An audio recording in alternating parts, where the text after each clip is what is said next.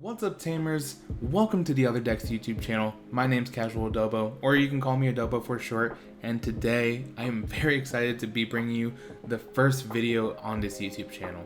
Now, this has been a long time coming. I've chewed my friends' ears off about wanting to start a TCG channel, specifically a Digimon TCG channel, for a very long time. And after months of, to be honest, creative paralysis, I just decided to turn on a camera and see where this journey takes us. So first and foremost, thank you for taking a shot on a new creator. I really appreciate it. Now, before we get into the deck list, which as you can see from the title and the thumbnail, is a little bit wonky, is a little bit spicy. We'll see what happens. But I wanted to talk briefly about the channel first. But if you only want to see deck list or you return to the video and want to see the cards again, I've left timestamps down below for your convenience. So, to understand where the other decks originated from, you sort of have to understand how I approach the game. I come to it first and foremost as a Digimon fan. In fact, I've been on record and said that I think Digimon is better than Pokemon. Come at me, Pokemon fans. But that means I'm not so interested in only playing the meta decks. There are a ton of creators that are talking about that kind of stuff, like Taste of Victory, Zenitsu, Huang Zero, just to name a few, and they're really good at that, so check them out. But yeah, I'm also not really interested in winning all the time or being undefeated and creating these like massively overpowered decks. No, I'm interested in the funky rogue decks that no one is talking about. I want to find the hidden gems in each booster box. I want to make hybrid and multicolored decks viable, which admittedly is very hard. I simply want to find the other decks, and that's what we're going to do here. And we're not afraid to get strange with it. Obviously, I'm already sort of thinking about different theme decks for some of my favorite characters in Digimon, and some interesting tricolor decks that may or may not work. We'll see what happens. But with that said, I'd like to start us off on our journey with the first deck that I physically built to play against my coworkers and friends. And here we have it, the black-green hybrid deck that I was working on. And to address something really quick, don't mind the change in attire, the potential change in hairstyle.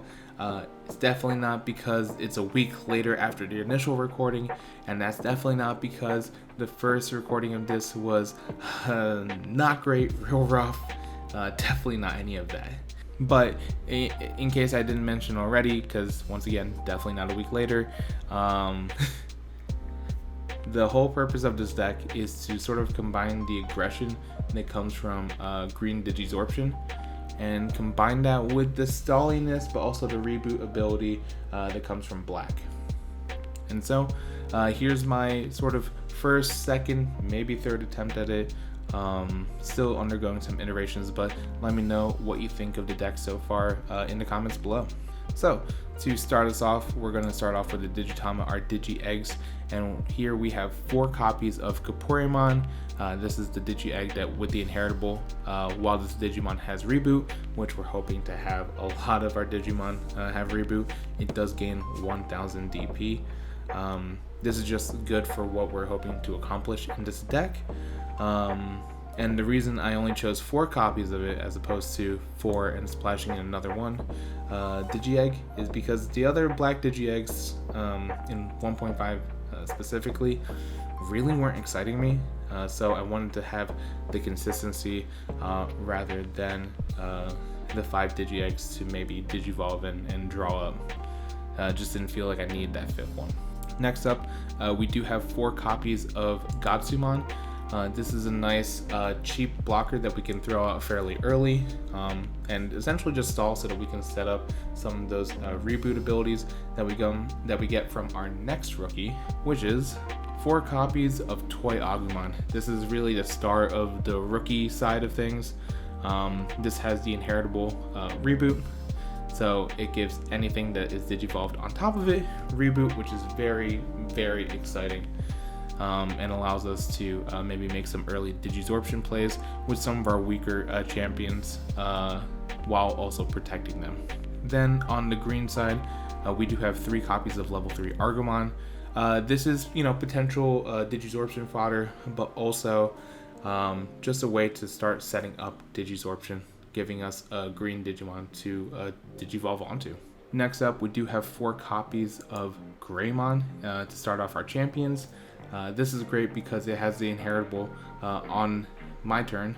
While this Digimon has Reboot, it also gains Jamming, which Reboot plus Jamming is a fantastic combination. Allows us to fairly freely swing into security without having to worry about too much, and then protecting ourselves by unsuspending during our opponent's turn. In early iterations, I only had 2 copies of this, but that was mostly because the card pool I was working with was limited. So I definitely feel like 4 copies is the way to go for making this deck run as efficiently as possible. To round out our black champions, we do have 2 copies of level 4 Guardrumon. This is a fantastic stall, once again, similar to Gatsumon, but way stronger at 7000 DP.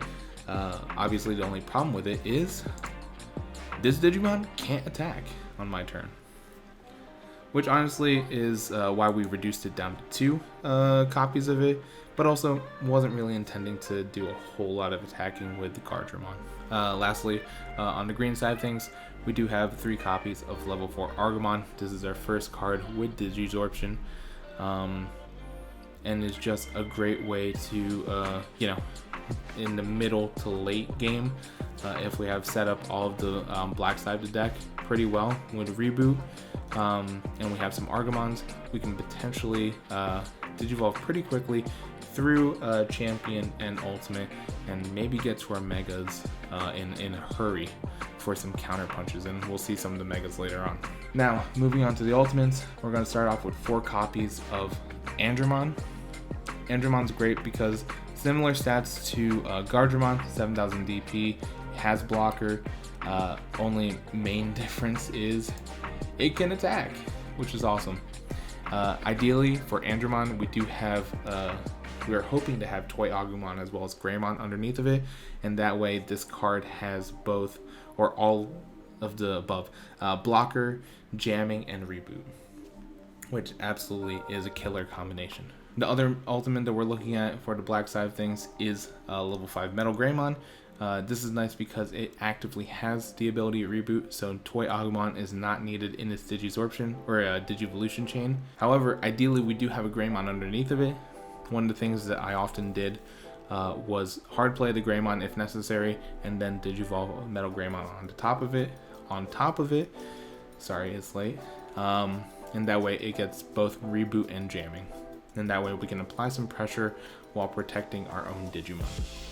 Lastly, for the ultimates, on the green side of things, we do have 3 copies of level 5 Blossomon. Once again, this has Digisorption, which is really nice for us and is a great way to speed up into potentially our Megas. Speaking of Megas, here we have the 4 main Digimon that we are looking to play around with and hope to get onto the field as quickly as possible. So starting us off, we do have 4 copies of War Greymon.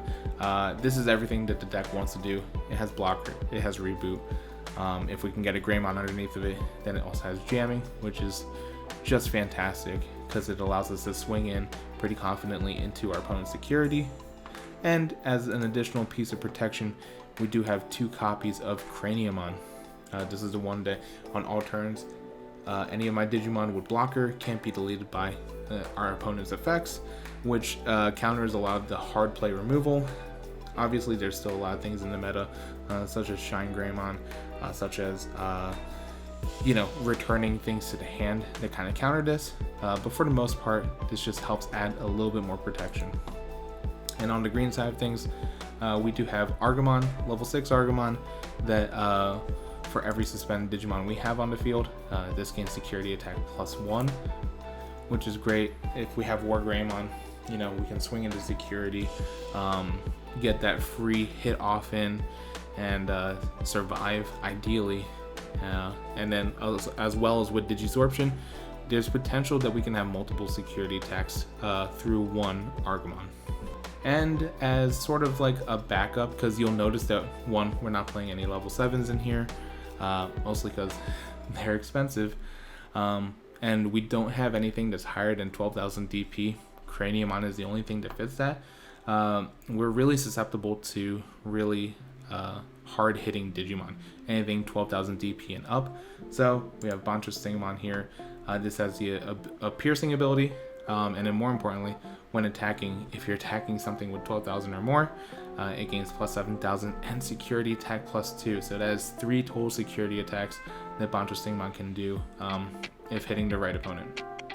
So this is just our hard counter for any high level Digimon, and with the power of Digisorption, ideally we can, go from champion or ultimate to our mega fairly quickly.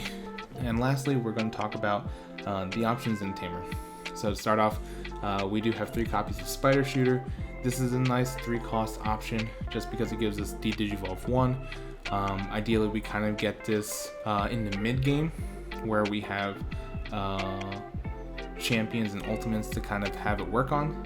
And this allows us that if we encounter anything fairly large in those portions of the game, we can have an attempt to counterpunch it after they've attacked.